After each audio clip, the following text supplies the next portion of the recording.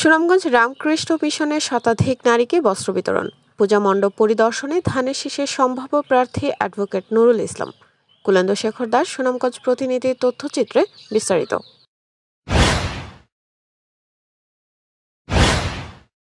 শুনছিলেন সংবাদ শিরোনাম, এখন বিস্তারিত। কসবা টিভি।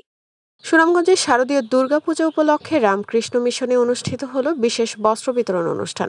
সোমবার 29 সেপ্টেম্বর সকালে শহরের 16 ঘরস্থ রামকৃষ্ণ আশ্রম প্রাঙ্গণে শতাধিক হিন্দু ও মুসলিম নারীকে বস্ত্র বিতরণ করা হয়। অনুষ্ঠানে উপস্থিত ছিলেন রামকৃষ্ণ মিশনের সভাপতি ও সুনামগঞ্জ সরকারি কলেজের সাবেক অধ্যক্ষ পরিমল কান্তি দে, হৃদয়ানন্দ মহারাজ, জেলা হিন্দু বৌদ্ধ খ্রিস্টান ঐক্য পরিষদের সাধারণ সম্পাদক অ্যাডভোকেট বিশ্বজিৎ চক্রবর্তী সহ পূজা উদযাপন কমিটির নেতৃবৃন্দ। এ সময় সুনামগঞ্জ ৪ সদর ও বিশ্বম্ভরপুর আসনে বিএনপির সম্ভাব্য ধানের শীষ প্রার্থী, জেলা বিএনপির সাবেক সাধারণ সম্পাদক ও বর্তমান আহ্বায়ক কমিটির সদস্য অ্যাডভোকেট নুরুল ইসলাম নুরুল পূজারী ও ভক্তদের সঙ্গে শুভেচ্ছা বিনিময় করেন। পরে তিনি শহরের বিভিন্ন পূজা মণ্ডপ পরিদর্শন করেন এবং আসন্ন জাতীয় সংসদ নির্বাচনে দলীয় মনোনয়নের জন্য কেন্দ্রীয় নেতৃবৃন্দের প্রতি দাবিও জানান। উল্লেখ্য, সুনামগঞ্জ জেলার 12টি উপজেলায় এবার 424টি পূজা মণ্ডপে দুর্গাপূজা অনুষ্ঠিত হচ্ছে, যা গত বছরের তুলনায় 24টি বেশি। Farzana Rashid Ali, news desk.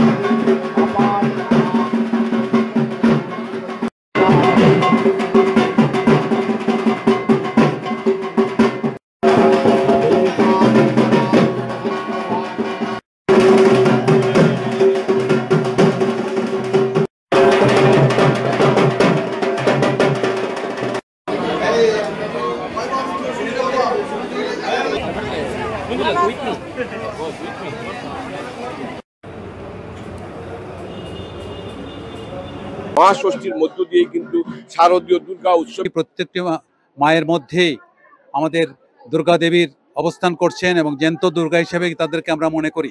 এবং আমরা যে সেবা কাজটা করছি, সেই সেবা কাজটা জাতি ধর্ম বর্ণ নির্বিশেষে রামকৃষ্ণ মিশন যত মত ততপথ সকল ধর্মের মতবাদকে শ্রদ্ধা করে। হৃদয়ের কসবা টিভি। কসবা টিভির সাথে থাকুন, কেটিভিকে লাইক, শেয়ার, কমেন্ট করুন। শুনছিলেন বিস্তারিত। কসবা টিভি।